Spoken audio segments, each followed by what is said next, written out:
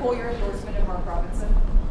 I don't know the situation. You sure about that? We have chosen to pull ourselves back from President Trump. We've spoken to him, had great conversations with him. As I'm sure you've all heard by now, or probably wish you could unhear or unsee if you've been paying attention, Mark Robinson, the Republican nominee for governor in North Carolina, posted a whole lot of stuff on a porn site. He called himself a black Nazi, expressed support for reinstating slavery, and called MLK an effing commie. His words, not mine. That was all according to a very thorough report from CNN that came out just last week. Now, surprise, surprise, ever since then, Robinson has repeatedly denied making those comments. 4 of Robinson's top staff members resigned over the weekend. The Republican Governors Association is cutting off their spending, writing in a statement today, quote, "Our current media buy in North Carolina expires tomorrow, and no further placements have been made." That's all they said. So, yeah. Robinson is losing staff, and he's not getting any more money from the Republican Governors Association. None of that is a good sign for any campaign, to state the obvious. They're all but forfeiting this race for governor in North Carolina, which he was already losing before this. But here's the thing. Even as staff abandons him and the money dries up, no one is speaking up forcefully as to why those things are happening, even though it's quite obvious as to why those things are happening. There's no other way to put it. Mark Robinson's campaign is on life support, and at this point, it's like a soap opera gone wrong. Each episode worse than the last in this never-ending series of unfortunate events. Some Republicans are bashing Robinson. Nearly all of his campaign staffers have resigned. He still hasn't proven that the Nazi posts on a porn website are fake, and now the Republican Governors Association has pulled all funding for his campaign. Time of death, 10:15. So with Mark Robinson's drama, the Trump team sees almost no path to victory without North Carolina, and its black Nazi gubernatorial nominee is creating huge problems. I mean, it probably doesn't help that Trump previously said this about Robinson. Martin Luther King on steroids. I think you're better than Martin Luther King. I think you are Martin Luther King times 2. I can tell you as the pastor of Ebenezer Baptist Church, where Martin Luther King Jr. served, that Mark Robinson is no Martin Luther King Jr. He is the antithesis of everything that Dr. King represented.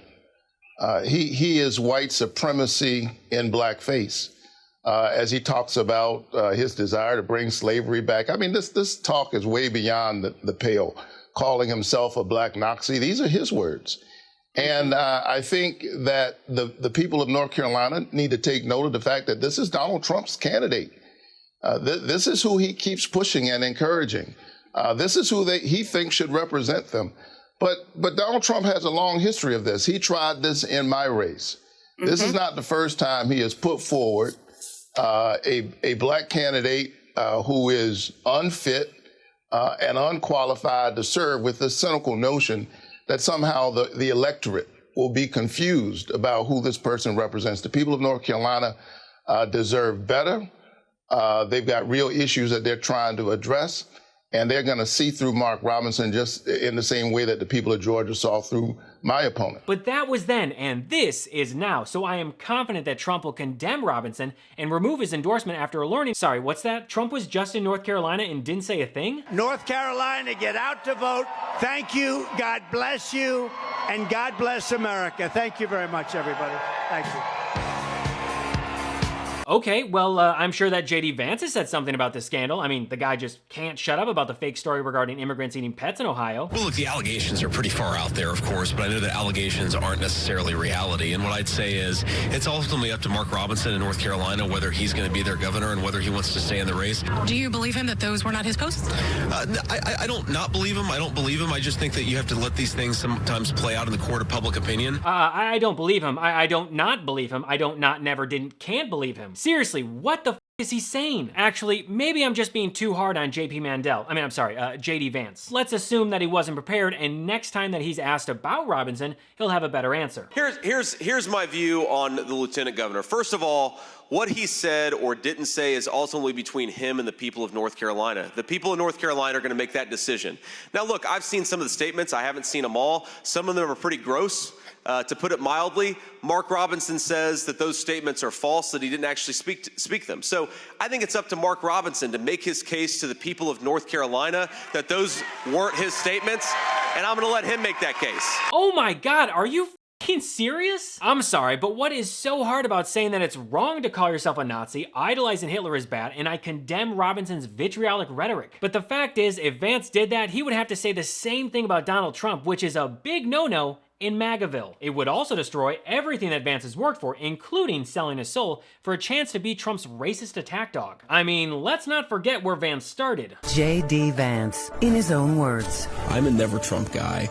I never liked him. As somebody who doesn't like Trump, I might have to hold my nose and vote for Hillary Clinton. I didn't vote for Trump because I can't stomach Trump. I think that he's noxious, him being really outrageous and offensive. On Twitter, Vance called Trump, quote, reprehensible, an idiot, and Vance loves Mitt Romney. I'm a never Trump guy. That's the real J.D. Vance. But let's see how Vance finished his response about Robinson. A sex scandal in North Carolina is between the lieutenant governor and the people of North Carolina. Oh, that's all it is, a sex scandal? Funny how Vance just glosses over Robinson wanting to bring back slavery, praising Hitler, or calling himself a black Nazi. Instead of condemning Robinson, Vance just attacks the media. It's a bold strategy, Cotton. Let's see if it pays off for him. Trump will never condemn Mark Robinson because he can't risk losing his toxic and extremist MAGA voters by publicly abandoning a candidate that he endorsed who also campaigns on his same Project 2025 platform. Do you support any restrictions on a person's right to contraception? We're looking at that, and I'm going to have a policy on that very shortly, and I think it's something that you'll find interesting. Here's how you don't have a baby. You don't have what you do to make a baby till you're ready to have that baby. You will find it, I think, very smart. Here's a novel idea. Why don't you use some of that building up of your mind and building up of empowerment to move down here to this region down here and get this under control? I think it's a smart decision. Despite Trump claiming that he doesn't know anything about Robinson or this story, he's disgusted with aides in confidence about what to do amid the Robinson fallout. Trump also had a blunt query for those in his political and social orbit. He wanted to know if Robinson was mentally ill. I'm sorry, but Trump asking if Robinson is mentally ill might be the funniest thing I've heard in a while, because remember, this is Donald Trump. Hannibal Lecter. Anybody know Hannibal Lecter? We don't want him in this country. Did anybody see that lovely little movie? Hannibal Lecter, right? This is Hannibal Lecter. Welcome to Hannibal Lecter, because we got a lot of them right now coming into our country and already came into our country. I said, that's Silence of the Lamb. You know what that is? Has anybody seen Silence of the Lambs? Hannibal Lecter, how great an actor was he? You know why I like him? Because he said on television, on one of the, I love Donald Trump, so I love him. I love him. I love him. Mark Robinson and Donald Trump are pushing us down and dividing us with their vitriolic rhetoric and extremist policies. We need a president that will lift us up, like Kamala Harris. Which reminds me, I want to thank today's sponsor, Uplift Desk. I spend most of my day in front of a screen and a microphone, and this used to mean I spent a lot of my days sitting. The research on sitting for long periods has been linked with various conditions such as poor heart health, bad posture, diabetes, and the list goes on. This is why I love Uplift Desk and their ergonomic desks and chairs. A standing desk can help lower your risk of disease, improve your mood and focus, boost productivity, and increase your energy. Nothing impacts my workflow more than the environment that surrounds me. That's why I'm excited to tell you about this episode's sponsor, Uplift Desk, creators of office furniture designed to help you work better and live healthier. I use my Uplift Desk every day when I'm researching, writing, filming, and editing new episodes. Standing while I work helps me get the creative juices flowing. It helps me focus and stay productive. I'm way more alert when I'm using my standing desk, and I have more energy. The option to move while I work helps promote better circulation, which can reduce all types of different health risks and repetitive strains. I use Uplift Desk because it's rock solid, it's completely stable. It is built to last, and you can tell based on the very solid materials. Uplift Desk helps you build your custom dream desk by choosing from over 100 desktop choices and hundreds of accessories. A desk should fit the user, which is why Uplift Desk has a lot of customization options. Their desk configurator will help you build out a complete workstation with storage, seating, wire management, you name it. I was able to build my dream desk in less than 10 minutes. I went with a Saman butcher block top, bamboo motion X-board, and a desk organizer set. We've got a special deal, and it's exclusive to our audience. When you visit our link at upliftdesk.com/Gabe, you're going to get 4 free accessories, free returns with free shipping, and an industry-leading 15-year warranty that covers the entire desk, plus an extra discount off your entire order. That's upliftdesk.com/Gabe for a special offer, and it's only available with our link. Work better, live healthier with Uplift Desk. But there is a pattern within the Republican Party, and see if you can notice it with Tom Cotton. Do you like him? You think he should be the next governor of North Carolina? Look, I've seen these allegations, Jake, and they're concerning allegations. He owes the people of North Carolina... The Shekels thing was under his name on his Facebook page. He owes the people of North Carolina more answers about it. But we're talking about the presidential race here that matters to everyone, not just the people in one state. Kamala Harris owes the American people a lot more answers. Do you think that Trump should still support Mark Robinson in North Carolina?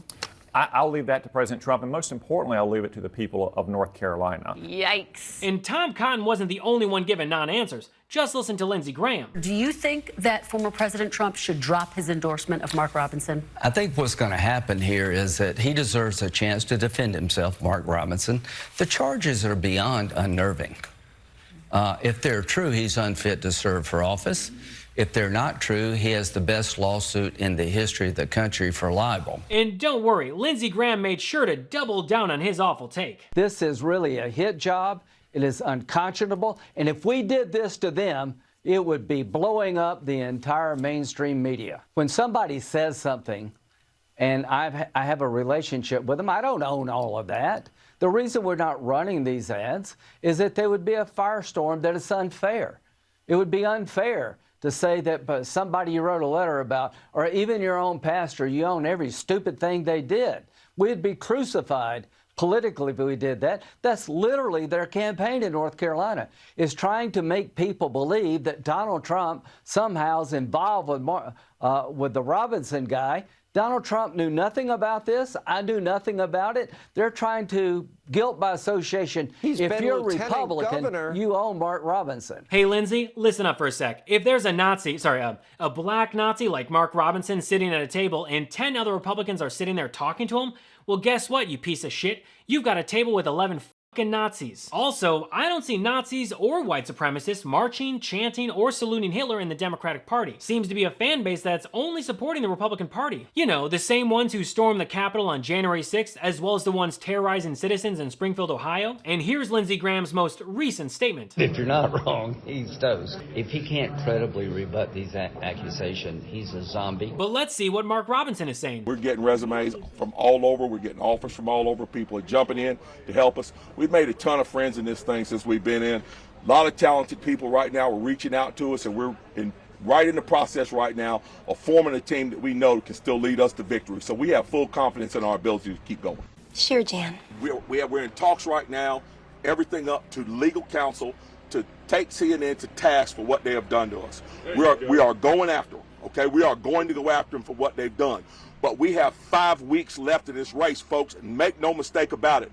We are not going to let CNN throw us off of our mission. Now, on a previous episode, I discussed how Robinson would never sue CNN. If this whole thing is made up and it isn't true, then Robinson should sue CNN and anyone else reporting. However, he won't because it's true. And even after claiming that he will take legal action, I am doubling down on my previous statement and saying that he still won't. And also, there's this thing called discovery. You know, the process of gathering information and evidence before a trial. It's why Trump and his MAGA cult always scream about suing someone else for exposing them.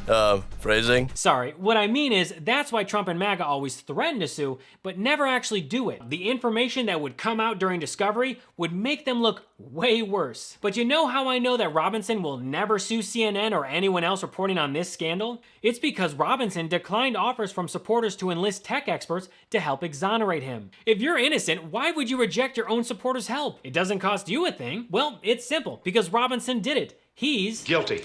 So this November, let's defeat Donald Trump and J.D. Vance by voting for the party that does not have self-hating black Nazis posting on porn websites about bringing back slavery. The answer is simple. Kamala Harris and Tim Walz. I think she's thorough. If you look at Donald, right, when he talks about his policies, they're very impetuous, they're impulsive, they're set to match whatever's happening at a rally.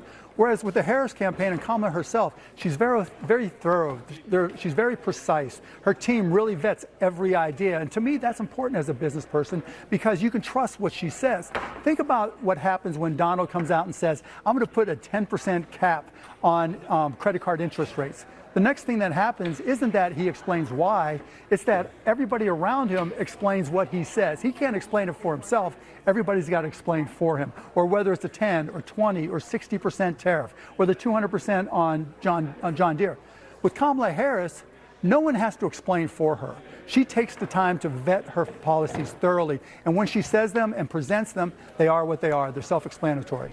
Well, that's all for me today. Thanks so much for watching, and feel free to follow me at I Am Gabe Sanchez. If you enjoyed the show, make sure to check out the audio version of What Was That, perfect for when you're on the go or just relaxing. Catch every episode wherever you listen to podcasts. So until next episode, I'm Gabe Sanchez, and this has been What Was That?